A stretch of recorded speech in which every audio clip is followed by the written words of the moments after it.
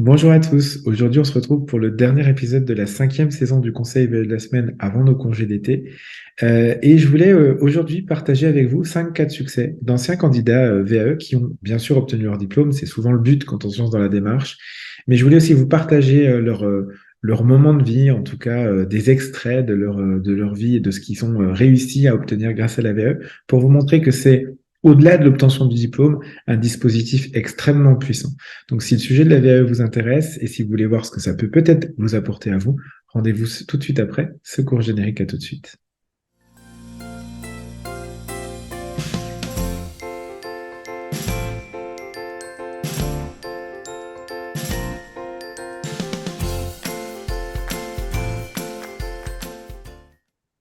Bonjour à tous, bienvenue dans ce nouvel épisode du Conseil de la semaine. J'espère que vous allez bien.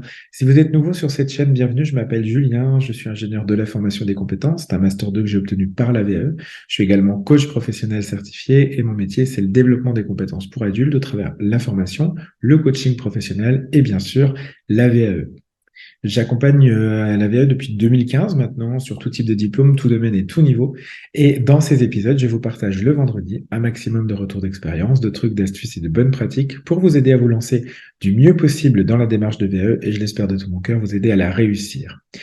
Mon objectif à la fin de cet épisode, c'est que vous n'ayez plus le même regard sur la démarche de VAE, parce que très souvent, elle est liée à son objet premier, son objet principal, qui est l'obtention d'un diplôme. Et bien sûr que ça permet ça. Évidemment, les gens qui viennent nous voir, les candidats, ils viennent avant tout nous voir pour un diplôme, mais j'ai déjà eu l'occasion de dire sur cette chaîne que c'était bien plus que ça. Et aujourd'hui, je voudrais vous l'illustrer par des exemples concrets de gens, de candidats qui ont réellement existé. J'ai simplement changé leur nom pour préserver leur anonymat, bien sûr. Mais si vous vous reconnaissez dans cet épisode, ben, je vous embrasse au passage, bien sûr.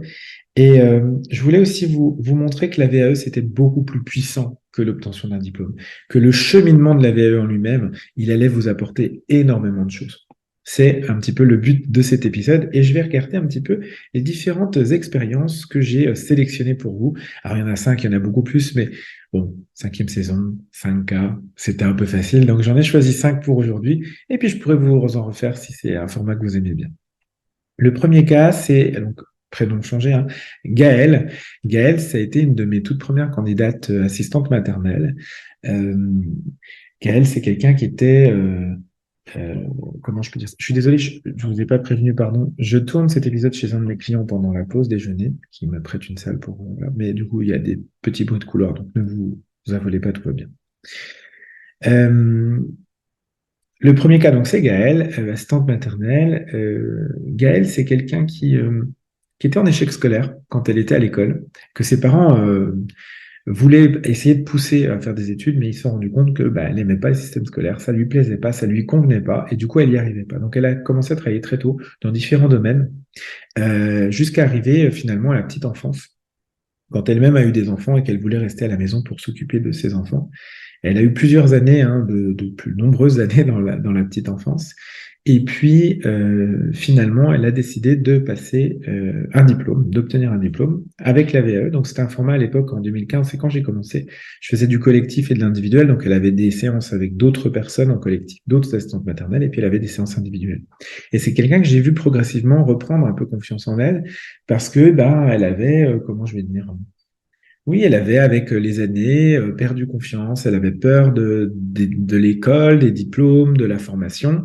Et finalement, elle s'est lancée dans le projet. Et puis, de semaine en semaine, elle a pris confiance en elle. Elle a constitué son livret qu'elle a présenté devant le jury. Alors, c'est une époque où je participais au jury. Voilà, c'était un titre un peu spécial, hein, titre AMGE, donc assistante maternelle garde d'enfants, et je pouvais participer dans la salle et je l'ai vu se révéler pendant le jury. C'était extraordinaire, c'était un très beau moment. Mais le meilleur moment que j'ai vécu, et celui que je voulais vous partager aujourd'hui pour la concernant, pardon, c'est la remise des diplômes, puisqu'on avait organisé une petite cérémonie de remise des diplômes où les gens pouvaient venir accompagner, les candidats diplômés pouvaient venir accompagner, et elle est venue accompagner au bras de ses parents, de son papa et de sa maman, qui avaient bah, du coup un certain âge hein, quand même, hein, je pense un peu plus de 70 ans, et qui avaient vu leur fille galérer pendant leurs études, pendant ses études, qu'il avait vu avoir prendre peur et peut-être même perdre confiance en elle.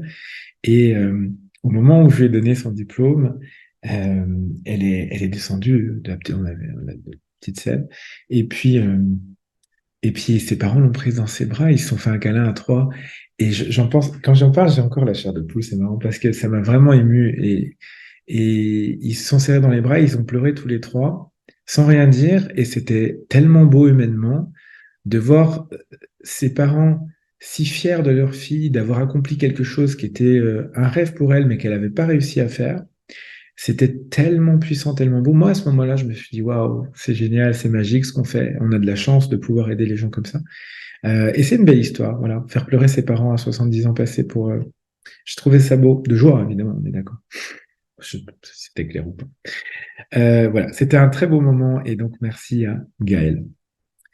C'est ce qui m'a, je pense que c'est, bon, il n'y a pas que ça, hein, mais je pense que c'est une des scènes qui m'a le plus marqué dans ma carrière d'accompagnateur VAE. Et aujourd'hui, très souvent, je le raconte pour montrer la puissance du dispositif. C'est-à-dire bah, qu'effectivement, quand tu arrives à des niveaux de confiance en soi, d'estime de soi et de fierté importants, bah, c'est quand même top.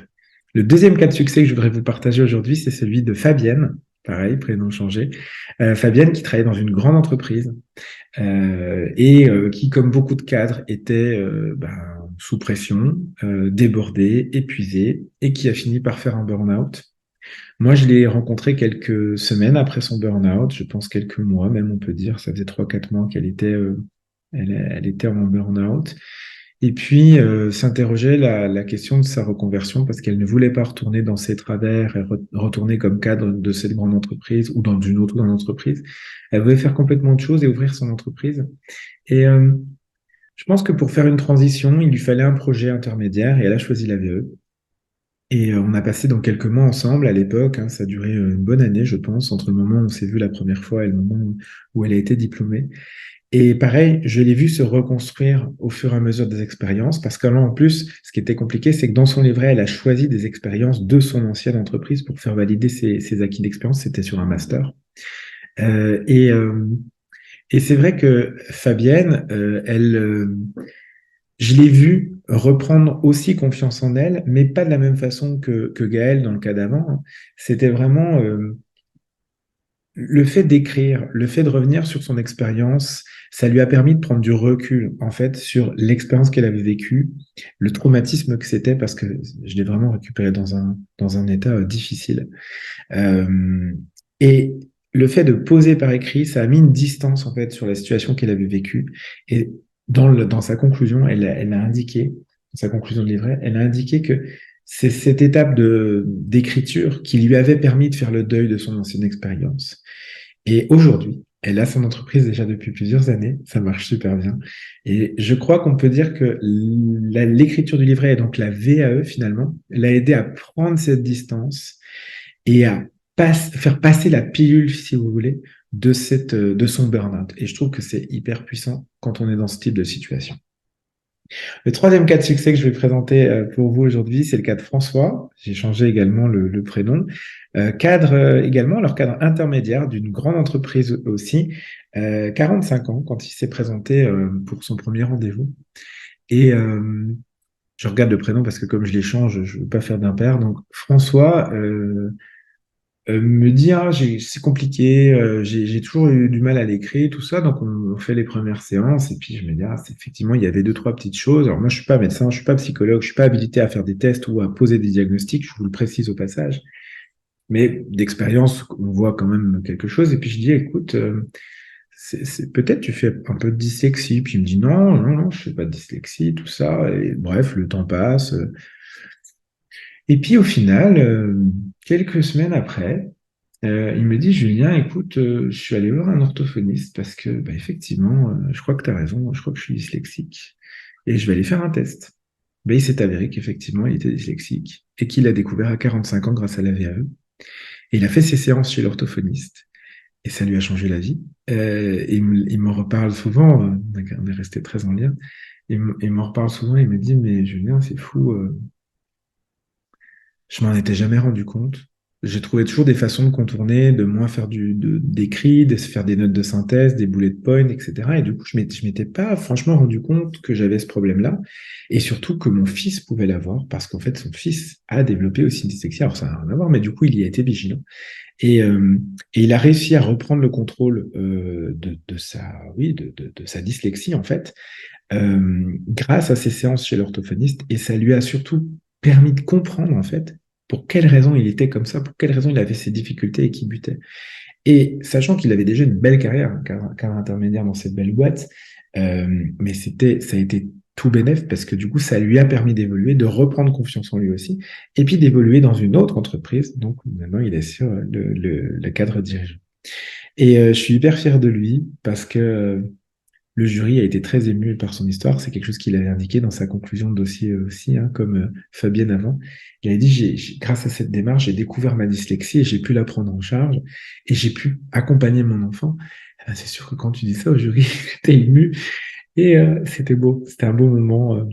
Donc, bien sûr, il a obtenu son diplôme brillamment et puis ça lui a permis de passer aussi un cap et de se faire accompagner. Donc, c'est super. C'est aussi une belle histoire. J'en suis très, très heureux pour lui. Quatrième cas de succès, c'est le cas de Cécile. Alors, c'est plus difficile, hein. Cécile, c'est une candidate que j'ai rencontrée il y a oui, quelques mois et qui est assistante administrative et alors, je suis senti qu'il y avait un petit souci quand elle m'a dit pourquoi elle voulait faire une VAE. Elle m'a dit oui, j'ai envie d'avoir un diplôme, de changer de métier et de changer de région. J'ai pas forcément investigué parce que voilà, je reste aussi à ma place, mon rôle d'accompagnateur VAE. Et puis en creusant, séance après séance, la parole se délie un petit peu forcément, hein. Quand on vous a régulièrement tous les 10-15 jours, bah, vous nous parlez, c'est normal. J'ai dit ça va, oui, oui, ça va. Et je sentais que c'était lourd et compliqué. Et elle me dit, je dois réussir ma VAE, je dois le faire, je dois y arriver. Et j'ai senti qu'elle se mettait une pression. Je dis, mais ne te mets pas trop de pression, c'est pas grave si tu l'as pas. Elle m'a dit, Julien, je dois l'avoir, j'en ai besoin, c'est une question de survie. Alors, bon, je vais pas dire que je me suis affolé, mais ça m'a quand même un peu inquiété. Donc, bon, bah, comme d'habitude, on est toujours en œuvre pour que vous ayez vos diplômes, donc je l'ai fait.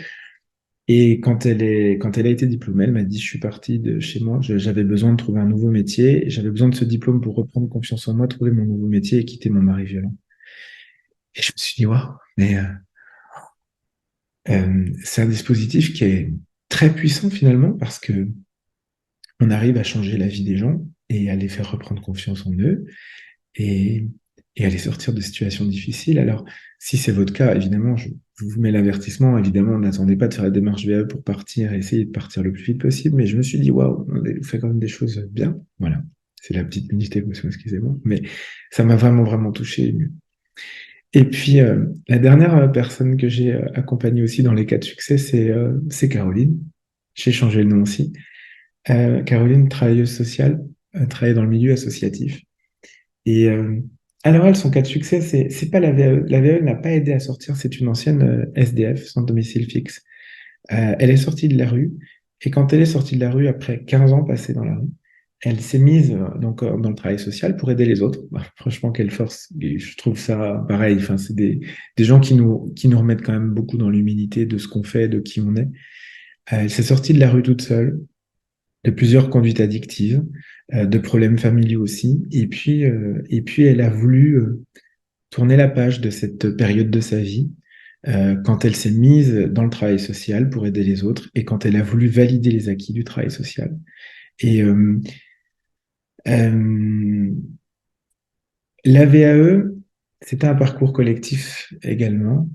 Euh, Caroline, c'est une personne qui a aidé les autres, en fait. Elle a fait non seulement son livret qui était d'une qualité exceptionnelle. Enfin, quand on regarde le parcours de ce petit bout de femme, on se dit, waouh, mais comment une personne peut faire autant de choses, accomplir tellement de choses et encore trouver le temps d'aider plein d'autres gens. Elle a aidé tout le monde à finir son dossier dans les temps, à, comment je vais dire ça, même en informatique, elle aidait les gens, en fait, qui arrivaient un peu moins.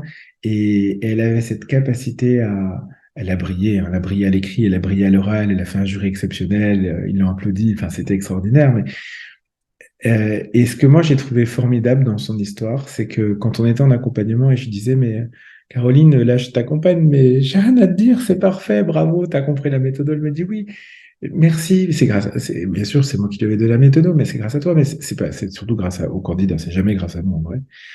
Et elle me dit, mais tu te rends pas compte à quel point ça me fait du bien de pouvoir faire cette démarche-là parce que je referme une page du livre. Un peu comme Fabienne, dont je vous parlais avant sur son burn-out, elle a été capable de refermer une page de son parcours qui était une page douloureuse pour elle. Et puis, elle a même pu aider les autres comme elle le fait en fait finalement dans son quotidien, puis dans sa mission de vie au-delà de ça. Et c'est pareil, c'est une personne qui m'a beaucoup touché, surtout quand elle m'a raconté tout son parcours et là où elle venait. Et je me dis, elle, ça l'a pas transformée parce qu'elle avait déjà ça en elle, mais ça l'a confirmé, ça l'a appuyé finalement dans son histoire. Donc voilà, mes 5 cas de succès. Gaëlle, Fabienne, François, Céline et Caroline. J'ai changé tous les prénoms, mais c'est pas grave. Euh, merci à eux parce qu'en fait, moi, je fais un métier qui est juste exceptionnel. J'aide les gens, donc déjà c'est super. Et puis en même temps, ça nous fait toujours prendre conscience des fois de la chance qu'on peut avoir, des privilèges qu'on peut avoir. Euh, Moi, je suis beaucoup dans la gratitude et j'en profite aussi au passage pour vous remercier à vous parce que vous êtes une communauté de plus en plus nombreuse à nous suivre et puis c'est plaisant parce que on y passe beaucoup de temps à faire tous ces épisodes du Conseil de la semaine, moi sur la préparation, le tournage, et puis Yasmina sur le montage, la diffusion sur les réseaux sociaux, le podcast, tout ça. Mais euh, quand je reçois des messages en privé ou même les commentaires des fois, où vous me dites waouh, j'ai eu mon diplôme, c'est grâce aux vidéos et tout ça, mais je me dis mais c'est super. Donc voilà, j'ai qu'un conseil à vous donner et je vais terminer là-dessus, parce que la séquence émotion est un peu trop longue, excusez-moi. Euh, Lancez-vous. J'espère vous avoir convaincu à travers ces histoires de vie que l'AVE, c'était bien plus que l'obtention du diplôme. Et si vous venez ne serait-ce que pour l'obtention du diplôme, vous repartirez avec ça et avec plus. Donc lancez-vous, n'attendez pas. Enfin, si, attendez qu'on revienne de vacances. Mais, euh, mais voilà. J'espère que ça vous inspire, j'espère que ça vous aide. Et n'oubliez pas que même si le dispositif d'ailleurs vous convient pas, il peut peut-être convenir à une personne. Le plus simple, et ce que je vous invite à faire, c'est de toujours prendre un rendez-vous d'exploration. C'est un rendez-vous qui est offert, il est sans engagement, mais au moins il vous permet de vous positionner, savoir si vous pouvez faire une VAE, parce que tout le monde ne peut pas par rapport à son expérience, le diplôme visé, etc., l'organisation personnelle, enfin bref, il y a plein de facteurs qui rentrent en compte. C'est ce qu'on étudie pendant l'entretien je sais même plus, pardon, excusez-moi, je suis fatigué. L'entretien d'exploration VAE. Mais à l'issue duquel vous pouvez vous projeter sur OK, je le fais en conscience, ou je le fais pas, ou je le reporte, ou je le diffère, etc. Mais donc lancez-vous, prenez un rendez-vous, ça ne vous engage à rien, mais au moins vous pourrez avancer pour savoir si vous pouvez derrière le faire, puis peut-être que ça pourra vous aider. Et si vous êtes dans une des situations rencontrées aujourd'hui, je vous envoie tout mon soutien et je vous remercie et continuez à briller. Voilà, nous on se retrouve à la rentrée, on se retrouvera je pense fin août, début septembre, je sais pas encore les dates pour la saison 6 et je vous réserve plein de surprises parce qu'on va mettre en place des nouveaux concepts aussi. Ouais. Donc à très vite, abonnez-vous à la chaîne si ce n'est pas déjà fait. Je vous souhaite un bel été, profitez bien, revenez reposer, prêt pour attaquer une VAE. À très vite.